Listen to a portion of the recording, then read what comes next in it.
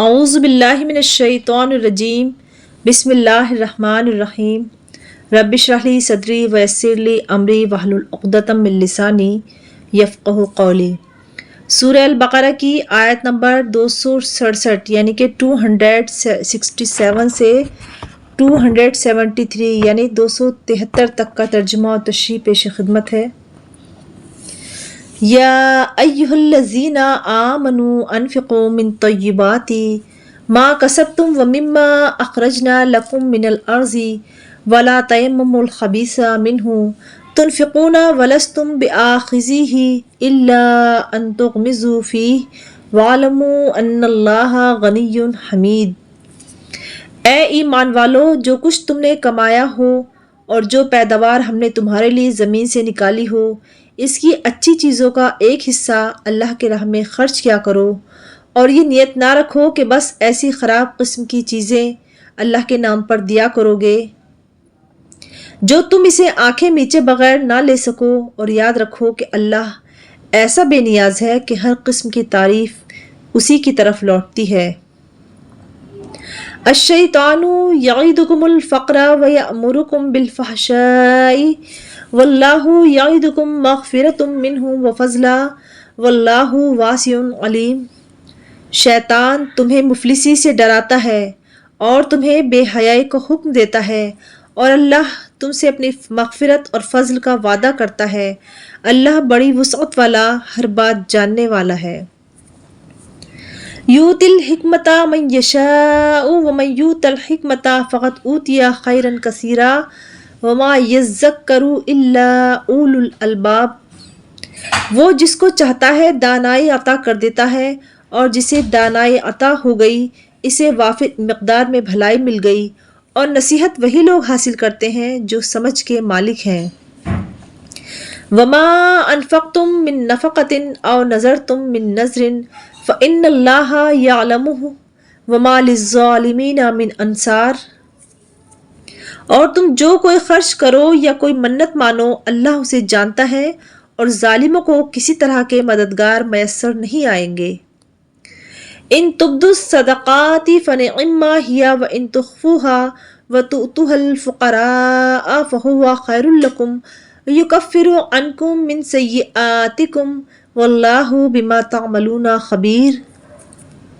اگر تم صدقات ظاہر کر کے دو تب بھی اچھا ہے، اور اگر ان کو چھپا کر فقراء کو دو تو یہ تمہارے حق میں کہیں بہتر ہے، اور اللہ تمہاری برائیوں کا کفارہ کر دے گا، اور اللہ تمہارے تمام کاموں سے پوری طرح باخبر ہے۔ لیس علیک ھداھم ولکن اللہ یہدی من یشاء وما تنفقوا من خیر فلانفسکم وما تنفقون الا ابتغاء وجہ اللہ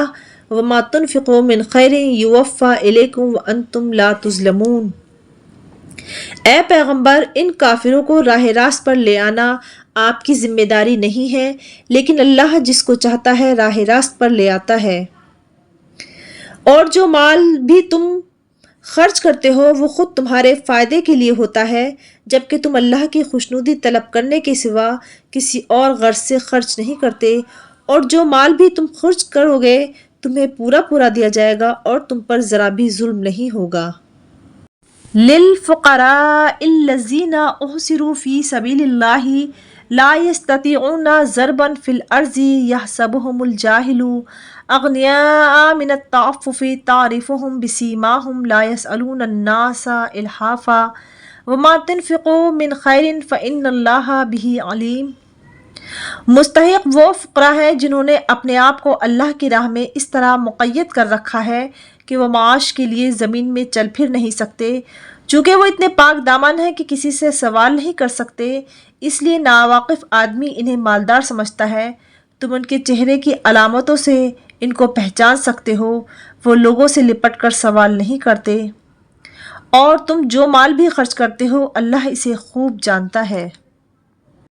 اگر آپ نے میری پچھلی ویڈیو سنی ہو تو آپ کو معلوم ہوگا کہ اللہ رب العزت نے تلک الرسول کے چوتھے رکوع میں اللہ کی راہ میں خرچ کرنے کے فائدے بیان کیے ہیں، اور اس میں طریقہ بھی بتایا ہے کہ دکھاوا نہیں ہونا چاہیے، اگر نہیں ہے تو بہت خاموشی سے انکار کر دیں، اور اگر ہے تو پھر خوش دلی سے دیں اور اس کو پریشان نہ کریں دینے کے بعد یا بار بار احسان نہ جتلائیں۔ تو اس طرح کی بہت ساری باتیں اور بیان کے ساتھ مثالوں کے ساتھ سمجھائی تھیں۔ اور اس کے بعد فوراً دوسرا رکوع ہے، اس میں بھی اللہ نے راہ خدا میں خرچ کرنے کے طریقے پر ہی واضح طور پر تعلیم دی ہے، اور اس انداز سے آیات پیش کی ہیں کہ بہت ہی آسان زبان میں جو چیز سمجھ میں آ جاتی ہے کہ ایک سوسائٹی میں کس انداز سے ہمیں غریبوں کی یا اپنے غریب رشتہ داروں کی یا اپنے ارد گرد کے لوگوں کی مدد کرنی چاہیے۔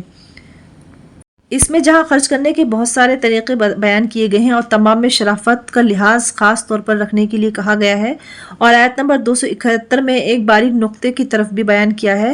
کہ اس زمانے میں یہ تھا کہ انصاری صحابہ کے کچھ غریب رشتہ دار تھے مگر وہ کافر تھے، اس لیے وہ ان کی مدد نہیں کرتے تھے اور انتظار میں تھے کہ اسلام لے آئیں تو ان کی امداد کریں۔ بعض روایتوں سے معلوم ہوتا ہے کہ خود حضرت صلی اللہ علیہ وسلم نے بھی یہی ہدایت فرمائی تھی۔ اس پر یہ آیت نازل ہوئی۔ اس طرح مسلمانوں کو بتایا گیا کہ آپ پر ان کے اسلام لانے کی کوئی ذمہ داری عائد نہیں ہوتی ہے۔ اگر آپ ان غریب کافروں پر بھی اللہ کی خوشنودی حاصل کرنے کی نیت سے کچھ خرچ کریں گے تو اس کا بھی پورا ثواب ملے گا۔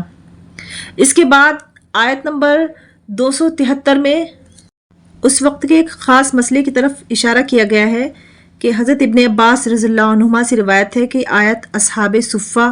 کے بارے میں نازل ہوئی ہے۔ یہ وہ صحابہ تھے جنہوں نے اپنی زندگی علم دین کے حاصل کرنے کے لیے وقف کر دی تھی اور حضرت صلی اللہ علیہ وسلم کے پاس مسجد نبوی کے برابر میں ایک چبوترے پر آ پڑے تھے۔ طلب علم کی وجہ سے وہ کوئی معاشی مشغلہ اختیار نہیں کر سکتے تھے مگر غربت کی سختیاں ہنسی خوشی برداشت کر رہے تھے، کسی سے مانگنے کا تو سوال ہی نہیں تھا۔ اس آیت نے بتایا کہ ایسے لوگ امداد کے زیادہ مستحق ہیں جو کسی ایسے مقصد کے لیے پوری امت کے فائدے کے لیے قید ہو کر رہ گئے ہوں اور سختیاں جھیلنے کے باوجود اپنی ضرورت کسی کے سامنے ظاہر نہ کرتے ہوں، تو ایسے لوگوں پر اپنا مال خرچ کرنا زیادہ افضل ہے۔ اس پورے موضوع کو اسلام کی نظر میں ایک لفظ عطا کیا گیا ہے، قرآنی لفظ ہے انفاق فی سبیل اللہ، یعنی اللہ کی راہ میں خرچ کرنا۔ اللہ رب العزت سے دعا ہے قرآن کی روشنی میں جو اللہ تعالیٰ نے ہمیں ہدایت دی ہیں ان کی روشنی میں ہمیں اپنے مال کو صحیح راہ میں خرچ کرنے کی توفیق عطا ہو۔ صدق اللہ العظیم۔